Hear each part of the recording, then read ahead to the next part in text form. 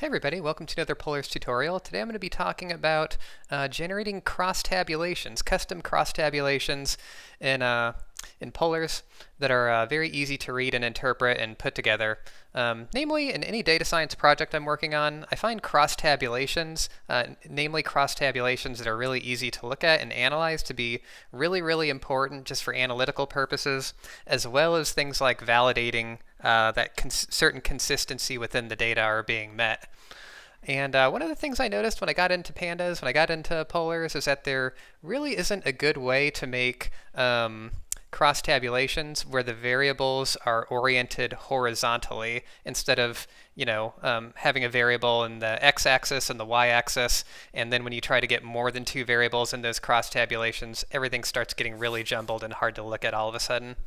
So what you see before us is just how I like my crosstabs to be oriented. So I like there to be I like the variables to be kind of oriented for each row, to be oriented in the rows, and then I like there to be a count for column, percentage, a cumulative sum of the counts. So in other words, a cumulative summation of this column, and then just a cumulative percentage. So a cumulative sum of the percentage column as well, such that it adds to 100. So there's a really easy way to do this. I put together a custom function that I just kind of use in a lot of the projects I work on. I'll show you how I did that and how I put it together, and it should be very easy to replicate. The sample data I'm going to be using is just a mock data frame I put together of just college students. So I have a column for year, where the years correspond to freshman, sophomore, junior, senior. Course load, so just a categorical variable with two values, either full-time or part-time, and then a column for employed. So if it's Y, then you are employed. If you are N, then you are currently not employed. And what we're going to do is we're going to crosstab we're going to generate a crosstab using all three of these variables. And so what I usually do is, again, what I do is I have a function that I developed that I just kind of keep in a separate file. I'm going to keep it in the same file for this demonstration, but I would normally keep this in a separate file off someplace else and just kind of point my programs to this and call it whenever I need, because this is something I find myself using quite a bit. And so this function has two arguments, df and group. So df corresponds to a data frame that we're reading into this frequency, and then group corresponds to a set of variables that you want to crosstab by. And so a sample call of this function looks like this. So just frequency, df equals students, that's the name of this data frame I created, and then group. It's going to be a Python list of these variables we want to cross by. In other words, it's going to be the variables that we want to generate this table for. So for all these three variables right here, this is what we want unique counts for. So we want a unique count for freshmen that are full-time and not employed. We want a count for freshmen that are full-time that are employed. Freshmen part-time not employed. And in each and every one of these categories, that's what we're going to get unique counts for. So I have this all commented out. It kind of looks like a lot, but it really isn't. We'll go through it step by step. So really, the approach I took here is it's just a grouped count of records. And so if we just uncomment the first few lines here, we start out with a df. So we're printing. So this function doesn't return anything. So I'm nesting all this within a print. And so we start by just grouping. So df.groupI, and then the grouping variables we passed in. So in this groupI argument is going to be these three variables get passed in, or however many variables you want. There's no limit on how many variables you can put in here. It of course has to be at least one. And then so in that grouped data frame, I do a .len, and what .len is going to do is it's going to produce a record count within each unique set of the categories. So if we just kind of run this, we can just kind of see at a basic level what we're going to get out of this and what the approach we're taking is. Okay, so there we go. We see that we have grouped counts of all the unique categories, or all the unique combinations for these categories that we have.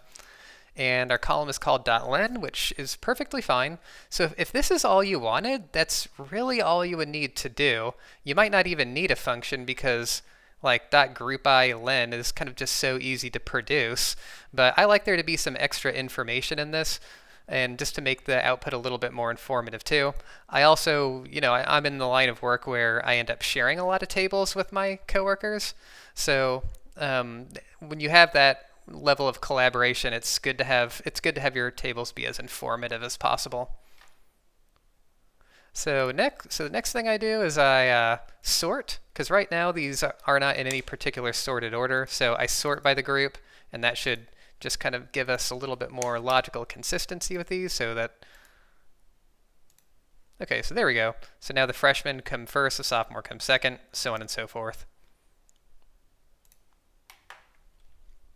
And so then I'm going to rename len into count, just to make it more explicit for those who may not be familiar with Polar's programming and what this does.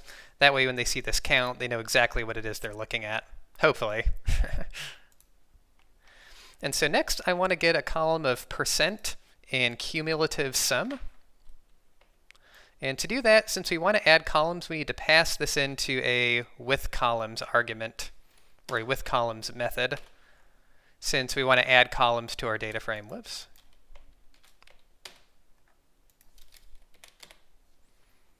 And so we pass this into withColumns, and to get the percent, we need to take a given count.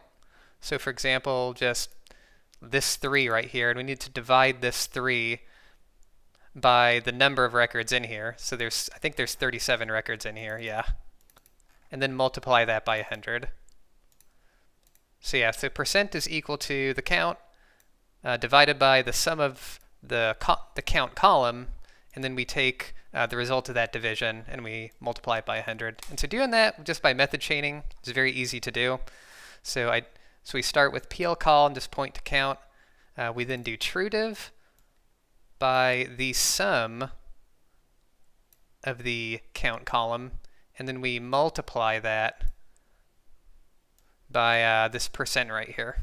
Or then we multiply that by 100, and we're going to alias this and call it a percent column. And to get a running count of this count column, so to get a cumulative summation of this count column, that's actually very easy to do. After we've sorted like that, all we have to do is do cumSum on the count column, and that will produce a cumulative running summation, and we're going to call that cumSum. So we'll go ahead and run that, see how it looks.